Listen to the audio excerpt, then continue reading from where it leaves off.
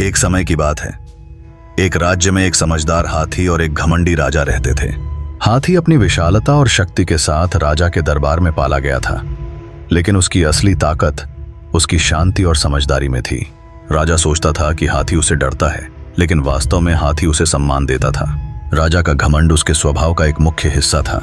वह यह मानता था कि उसकी सत्ता और ताकत के चलते हाथी हमेशा उसके आदेशों का पालन करेगा। एक दिन राजा ने अपने मंत्रियों के सामने अपने घमंड का प्रदर्शन करते हुए कहा, देखो, यह हाथी कितना विशाल है, फिर भी मेरी एक आवाज पर यह मेरी बातें मानता है। सभी मंत्री उसकी बात पर सिर हिलाकर सहमति व्यक्त करते रहे, लेकिन हाथी की चुप्पी में गहराई थी। वह राजा से डरता नहीं था, बल्कि उसकी सम्मान में डूबी हुई दृष्टि थी।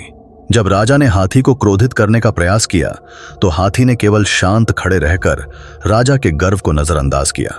राजा ने हाथी के सामने अपनी ताकत दिखाने की कोशिश की, लेकिन हाथी ने अपनी स्थिरता से यह दर्शाया कि वह समझदारी से काम ले रहा है। तभी एक बूढ़ा मंत्री राजा के पास आया और उसे समझाने लगा, महाराज, यह हाथी आपसे नहीं डरता है। वह आपकी ताकत की बजाय आपकी इज्जत करता है।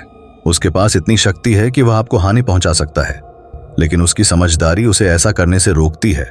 राजा को यह सुनकर चौंक लगा। उसने हाथी की ओर देखा, जो बिना कोई प्रतिक्रिया दिए शांत खड़ा था। राजा ने फिर समझा कि घमंड और सत्ता का प्रदर्शन कुछ भी हासिल नहीं करता।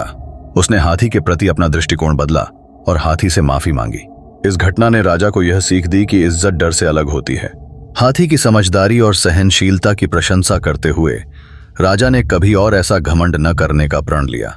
कहानी का मुख्य सूत्र यह है कि इज्जत और डर के बीच का फर्क समझना जरूरी है। जो लोग आपकी इज्जत करते हैं, उन्हें समझें और उनके भावनाओं का आदर करें। घमंड और ताकत से कुछ भी हासिल नहीं होता, बल्कि समझदारी और दया से सब कुछ संभव है।